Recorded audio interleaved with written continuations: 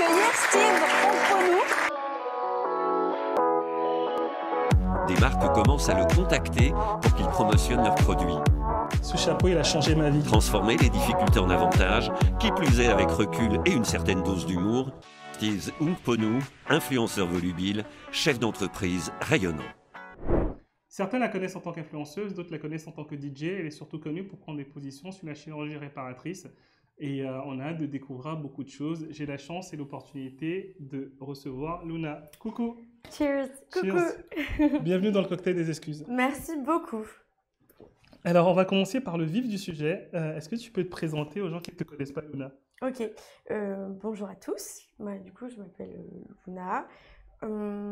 J'ai du mal à me définir en tant qu'une seule chose. Je dirais que je suis humaine, Okay. pluriculturelle et que je suis engagée dans plein de causes différentes parce que j'adore la vie et j'adore être engagée dans des causes qui me parlent. Et en ce moment, comme j'ai été victime de mauvaises expériences au niveau de la chirurgie esthétique, c'est vrai que je me suis vachement engagée dans l'acceptation de soi-même. J'ai pu découvrir énormément de personnes qui souffraient de non-acceptation d'eux-mêmes, de manque de confiance en soi, etc. Et donc, du coup, c'est un sujet en ce moment très actuel qui me tient à cœur et que je défends beaucoup. Ok, bah écoute, nickel. Tu as quel âge? Tu peux parler de ton âge ou pas? T'es pas obligé d'en parler. Non. T'en parles pas? Tu dis pas? Non, j'assume plus. Non, mais ça va. Ok.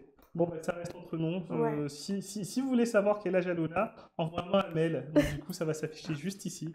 contact@steveshk.com. Comment récupérer des emails faciles. Grave. Ne faites surtout pas, c'est un escroc. Pas du tout. Non, si vous voulez connaître l'âge... Attends, si, ça c'est bien, ça on va mettre ça. Si vous voulez connaître l'âge de Luna, bah, restez jusqu'à la fin de cette émission. À la fin, vous aurez son âge. Ah! Donc, du coup, tu t'es engagé. Donc, j'ai envie de parler de ça. Avant de t'engager, enfin, tu faisais quoi? Je veux partir de... T'es passé dans l'émission Les Marseillais. Ouais. Avant de passer dans l'émission Les Marseillais, comment tu as réussi à passer dedans et qu'est-ce que tu faisais surtout avant? Alors, c'est vrai que j'avais été déjà contactée en étant plus jeune, vraiment il y a très très longtemps quand j'habitais en France, donc il y a 10 ans, Ok. pour faire des émissions de télé-réalité. Je ne l'ai pas fait, j'avais pas envie de faire ça Comment on te contacte, enfin, pour faire des émissions télé-réalité? par les réseaux sociaux. Ok, Et j'étais comédienne, donc j'avais déjà les réseaux sociaux. d'accord. Ensuite, je suis partie vivre aux États-Unis vers 20 ans, à peu près. 19-20 ans. Et quand j'étais là-bas, j'ai décidé de faire des écoles de musique. Donc, j'ai fait ingénieur du son et productrice. Ok. Et après, j'ai fait des écoles de DJ aussi.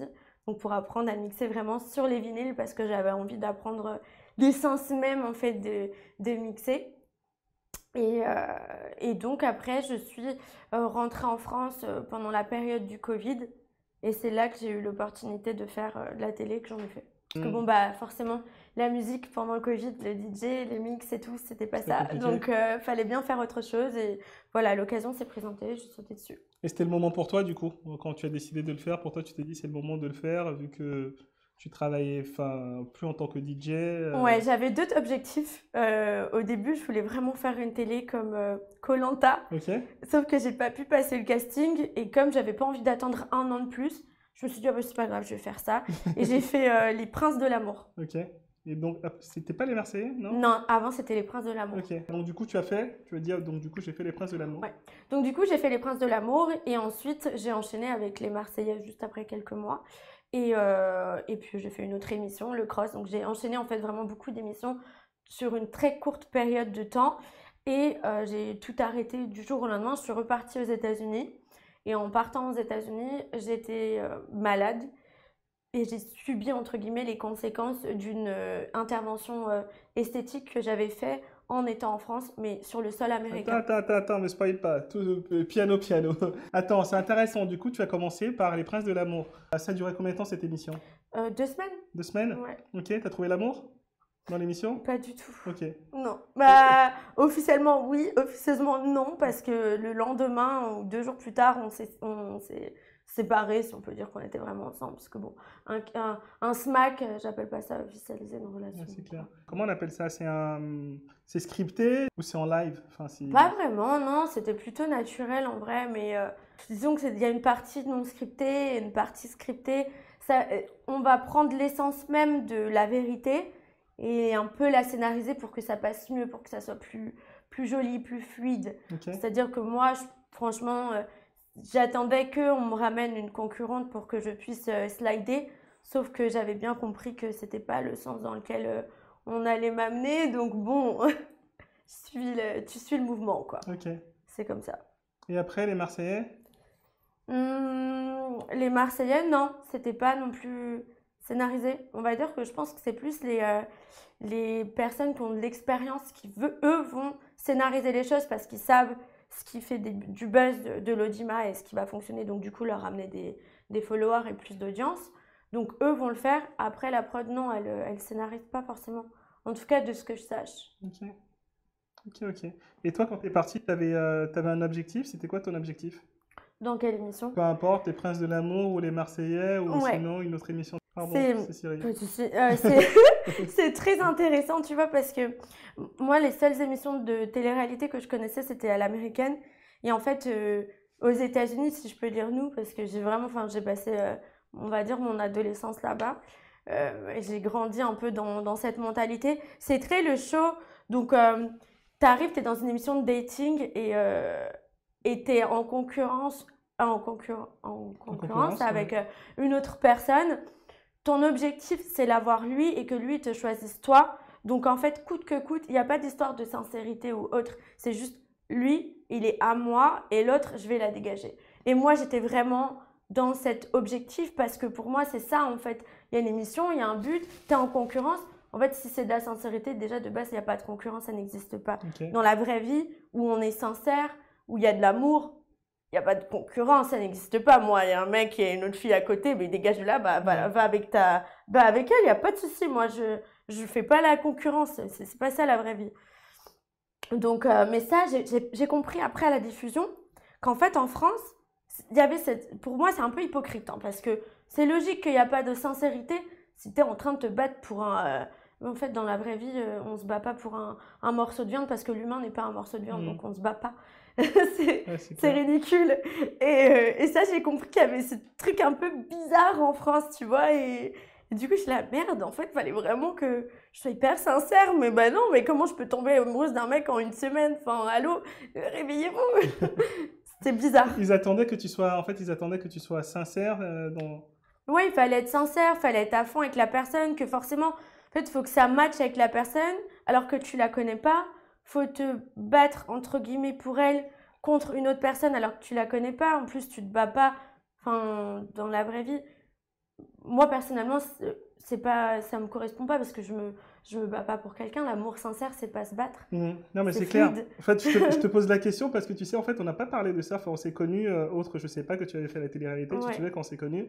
Et enfin voilà, on a des rapports qui sont différents de ça. Donc, je te pose la question parce que. Et puis, j'ai pas été chercher sur Internet parce que. Moi, c'est te connaître toi, c'est pas connaître à travers une émission ou un truc, tu vois. Bon, c'est pour ça que je te pose la question. Tu as rencontré la personne, sa target c'était toi, sa target c'était elle, à cette personne-là. Et en fait, mais les autres savaient, je veux dire, par exemple, tu avais une concurrente, entre guillemets, cette concurrente, elle savait que sa target c'était cette personne ou elle était juste là pour éviter Non, que sa ça target c'était cette personne. Okay. Et c'est ça qui est bizarre, c'est que, enfin, dans la vie, ça n'existe pas, ça. Enfin. Okay. En tout cas, pas dans mon monde. Et tu avais un objectif personnel après ça ou pas? Tu t'es dit, est-ce que ça va te propulser? Ça va tu vois, dans ton business, dans ta vie En vrai, de base, non. C'était très... je l'ai fait sans trop me poser de questions. Mais après, c'est cool. Tu te dis, quand même, tu vas gagner en visibilité. Donc, en tant que personne dans la musique, je me suis dit, c'est cool parce que ça va peut-être m'aider... dans ma carrière musicale, tout simplement. Okay. Ce qui n'est pas faux du tout. Et du coup, je ne regrette pas. Ok, écoute, et après ça, donc, tu as décidé d'arrêter la télé? En fait, après ça, j'ai arrêté la télé parce que je me suis séparée de mon ancien compagnon.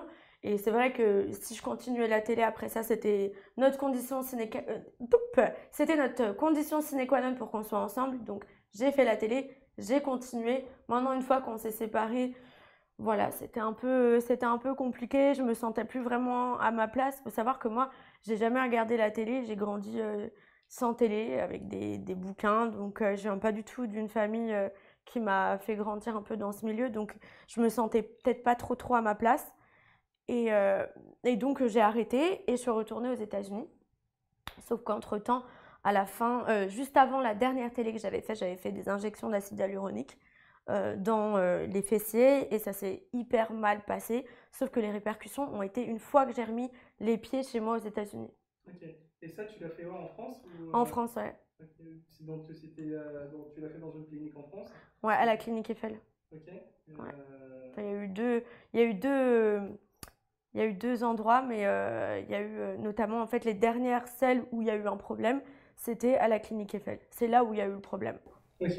Et ce qui s'est passé, en fait, quand tu as fait ça, t'es rentré après des États-Unis ou t'as voulu rattraper ça aux États-Unis? En fait, j'étais déjà aux États-Unis quand il y a eu le problème qui s'est manifesté. Pour être précise, j'étais au Mexique. Et une semaine après, je rentrais chez moi aux États-Unis, j'avais ma maison, mes affaires et tout. Donc, quand je suis arrivée, c'est là que ça a commencé à se déclencher. Bon, au Mexique, j'ai pris un premier traitement, ça allait mieux. Ensuite, je suis rentrée aux États-Unis. Une semaine après, j'étais à Hawaï. À Hawaï, ça s'est redéclenché. Je suis re-rentrée aux États-Unis. Et là, j'ai commencé à faire des allers-retours à l'hôpital, dans plusieurs hôpitaux différents. T'as porté plainte contre cette clinique ou pas? Pas contre la clinique elle-même, mais contre Le chirurgien? le chirurgien en question, ouais. Aujourd'hui, c'en est où, c'est bon? C'est très, bon, c'est compliqué, c'est long, c'est très long, la justice. Mais c'est en cours, c'est tout ce qui compte. Et t'as voulu faire ça quoi? Parce que c'est des gens qui t'ont proposé de le faire, c'est les gens de la télé-réalité, c'est toi qui Non, voulais le faire, en vrai de vrai, c'est lui qui m'a proposé. Puisqu'on chirurgien? était, ouais, c'est lui qui m'a proposé parce qu'il devait le faire à quelqu'un d'autre. Et moi, il m'a dit, ah, ben, finalement, la personne ne se présente pas, donc si tu veux, tu peux le faire. Je dis, mais c'est quoi ça? Ça consiste en quoi? Il me dit, ben, ça consiste à augmenter en fait le volume d'un endroit dans ton corps. Et moi, à l'époque, j'avais perdu des fesses, c'est vrai, parce que j'avais maigri, mais j'avais surtout le bombé sur le côté. C'était la mode du Hourglass. Donc, cette espèce de bouteille d'orangina sur le côté qui fait voilà, un volume au niveau des hanches, chose qui n'existe pas naturellement, parce que bon, plus on se muscle, plus le creux se... Kardashian, pas du tout, c'était ça ou pas? C'est ouais, c'était la mode enfin, des Kardashians, de tout quoi. Tout le Ok, monde avait ce d'accord. truc de gonfler les hanches. Ok. Et donc du coup, je voulais faire sur les hanches. Anglais, je connaissais pas. Ouais, Et pourquoi anglais, c'est le verre de l'heure, je sais pas. Ok. Ok, vas-y, Bonne continue. question, je sais pas du tout. Mais ouais, il y avait cette mode en fait d'avoir des hanches proéminentes. Et moi, le fait d'avoir des fesses, mais pas de côté sur les hanches, que ça fasse un espèce de carré, un creux, je me bats et je me suis dit, bon bah ok, je le fais. Il m'a dit, non, mais c'est sans risque, c'est même pas une chirurgie esthétique, c'est vraiment juste des injections. On peut le faire dans un cabinet, voilà, comme ça. Euh, on peut... Enfin, il n'y a pas de... Comment on appelle ça? Il n'y a pas de répercussions, c'est quelque chose qui part au bout de 6 mois. Juste après, tu peux faire du sport après 24 heures. Non, il n'y a pas de souci. Ouais, donc il n'y a pas de répercussions. Tu peux aller faire du sport 24 heures après. Au bout de 6 mois, si tu n'aimes pas, dans tous les cas, c'est parti. C'est un produit que le corps génère naturellement, à savoir l'acide hyaluronique. Donc ton corps, il ne pourra pas faire de rejet. Sauf que non. En vrai de vrai, ton corps, il peut faire un rejet parce que quand c'est injecté dans des quantités bien trop profondes, trop fortes, le corps, il en fait un rejet parce que ce n'est pas naturellement produit à cette quantité. C'est ce qui m'est arrivé. Il faut savoir que la quantité, on dit 10 ml par fessier. Moi, j'en ai eu 40 par fessier. Donc, c'est 4 fois plus. Ouais. Et c'est un produit qui n'est pas forcément... Bon, je ne veux pas parler sur ce produit, mais je pense qu'il n'est pas mis au point, Tu quoi. peux, hein, enfin, ici on parle de tout. Hein. Ouais, mais non, mais c'est juste que je pense qu'il est pas forcément mis au point. J'ai pas du tout été la seule personne qui s'est retrouvée à avoir des problèmes. J'ai croisé quand même des femmes moi j'oublierai jamais cette femme de 40 ans et quelques qui faisait 45 kilos, qui a fait un arrêt cardiaque après ses injections dans le même hôpital où moi j'ai été soignée en France à Thonon, qui était veuve avec 2 enfants en bas âge et qui pleurait parce que elle a failli laisser ses 2 enfants orphelins, quoi. C'est super grave. Pour avoir fait les mêmes injections que moi, par le même docteur en plus, c'est choquant. Ah, c'est clair. Et donc aujourd'hui, comment ça se passe? Enfin, là, tu es toujours en process, hein, je crois. Comment ça se passe pour que tu retrouves ta vie normale, je veux dire en guillemets, que tu retrouves ton fessier normal? Ouais, au début, j'étais encore dans une matrice où je me disais, il faut absolument que je fasse une chirurgie réparatrice parce que on a dû me découper des bouts de chair, donc il y a des trous, la peau, elle est complètement, elle est flasque. J'ai subi 18 interventions, donc ça a été vachement fort et traumatisant pour l'intérieur et l'extérieur de mon corps. Donc au début, j'étais persuadée, il faut que je fasse une chirurgie réparatrice. Et puis un jour, j'ai eu comme un déclic. Je suis allée voir un docteur qui est super fort dans les reconstructions, qui s'appelle le docteur Derder. Il m'a dit que j'avais 95% de chances que ça se passe mal. Ensuite, j'ai vu mon avocat et je lui ai demandé pourquoi j'ai pas de contrat avec vous encore. Il m'a dit, je vais vous dire la vérité, pour moi, vous allez mourir. J'ai dit, ah bon, pourquoi? Il me dit, parce que vous êtes persuadé qu'il faut absolument que vous fassiez une chirurgie reconstructrice. Et en fait, là, ça m'a aussi fait un... Je me suis dit, mais c'est vrai que tu peux mourir, quoi. Enfin, si mon avocat et mon chirurgien, ils me disent ça, c'est... Enfin, au début, mon chirurgien, ouais, l'avocat, ouais. Mais je sais pas, d'un coup, les deux combinés ensemble, je me suis dit, waouh! Enfin, le mec me fait pas de contrat, me prend pas d'argent, parce qu'il se dit que dans tous les cas, ça va peut-être pas aller jusqu'au bout. Parce que la nana, elle est en train de foncer dans un mur. Et ça m'a... Mais je me suis dit, en fait, ça se trouve, je suis en train de foncer dans un mur, mais pour qui? Pour qui? Pourquoi? C'est grave. J'ai déjà passé 6 mois à l'hôpital et j'ai tout perdu dans ma vie. Mais j'ai pas honte de le dire parce que pour moi, c'est la plus belle expérience qu'on peut avoir en tant que personne, c'est de tout perdre. Pour tout reconstruire, mais avec une autre manière de voir, une autre approche sur la vie, une autre intelligence.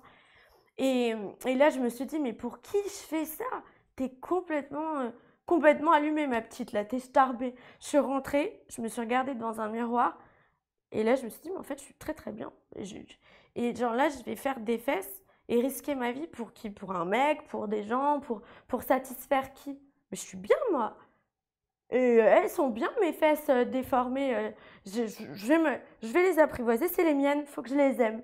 J'ai commencé à faire un travail sur mes mémoires, sur me regarder tous les jours et essayer de regarder. En fait, l'image qu'on a de nous, c'est une programmation de notre cerveau.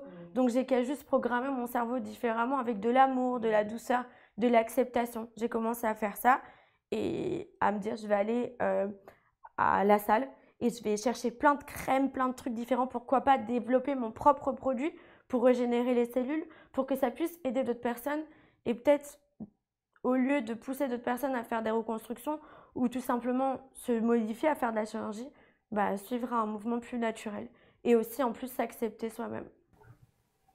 Et donc c'est le chemin que tu es en train de faire en ce moment, c'est Ouais. ça?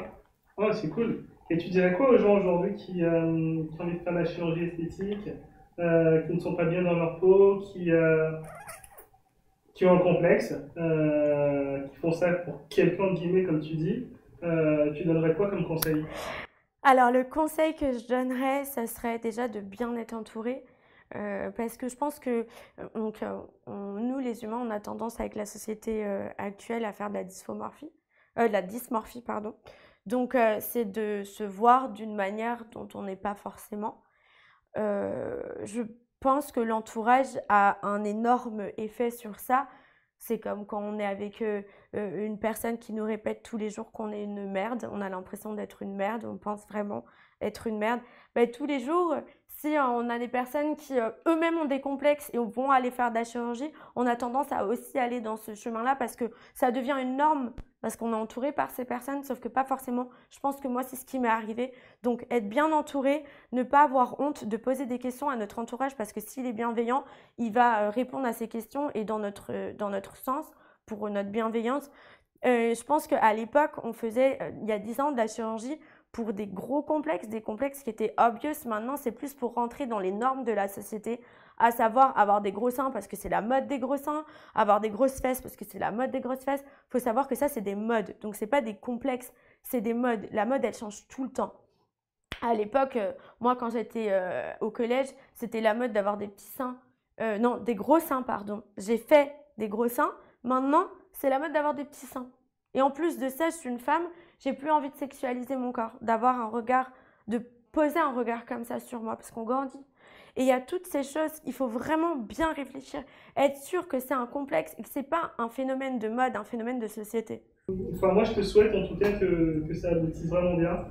Merci. Que tu aies une issue favorable à ce que tu demandes et j'espère que cette personne qui a fait n'importe quoi va être jugée. Et, Bon, après, pour moi, mon combat principal, c'est sûr que ce serait plus que la personne, elle pratique pas parce que j'ai pas envie. En fait, pour moi, c'est comme si une femme, je vais être assez crue, si une femme se fait violer et dénonce, elle dénonce pour elle, mais elle dénonce aussi pour les prochaines qui pourraient arriver.